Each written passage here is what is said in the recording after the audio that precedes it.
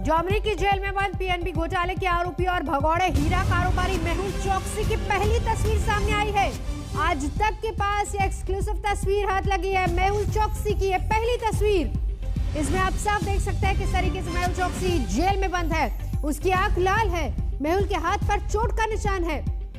मेहुल चोकसी के वकील ने कहा है कि मेहुल को टॉर्चर किया गया, इस तरह के आरोप लगाए जा रहे हैं। मेहुल चोकसी के वकील की तरफ से कहा है कि मेहुल को एंटीगा से अगवा किया गया था 2 जून को। फिलहाल डोमिनिक कोर्ट में मेहुल की पेशी है।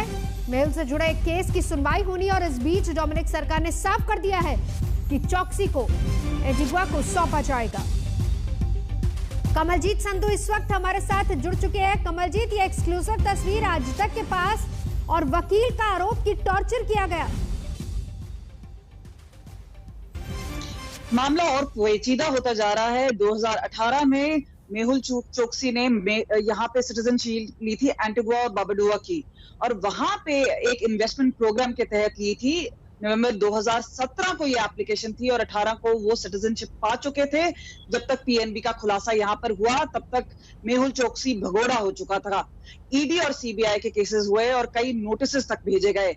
लेकिन अब मामला इसलिए पेचीदा हो गया है क्योंकि ये सिर्फ अब एंटीगुआ के बीच में नहीं है और भारत के बीच में नहीं है। वहां पे तो कोई इस तरह की एक्सट्रेडिशन ट्रीटी ही नहीं है जहां पे उसे वापस भेजा जाए।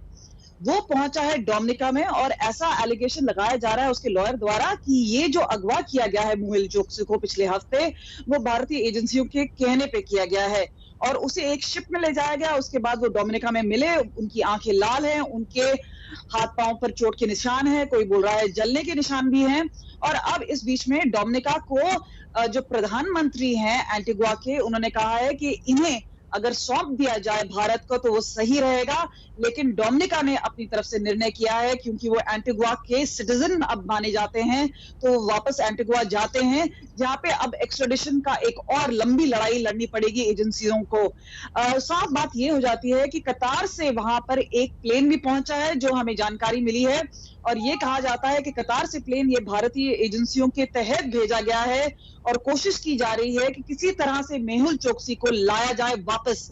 लेकिन क्योंकि ये मामला अब 3 देशों के बीच में अड़ गया है, ऑपोजिशन पार्टीज ने जो प्रधानमंत्री है ब्राउनली, उनके ऊपर आरोप ये लगाया है कि अगर एक्स्ट्रेडिशन नहीं है और इन्वेस्टमेंट प्रोग्राम के तहत वो आए थे तो बाकी सिटीजन हैं जो इस तरह का वहां पे आके सिटीजनशिप लेते हैं, जो फॉरेन कंट्री से आते हैं, उन्हें उस प्रोग्राम को एक धक्का पहुंचेगा और उसे इस ट्रीटी के हिसाब से उन्हें एंटीगुआ के सिटीजनशिप की तरह ही उनको ऑनर करना पड़ेगा और उनको सहायता देनी पड़ेगी।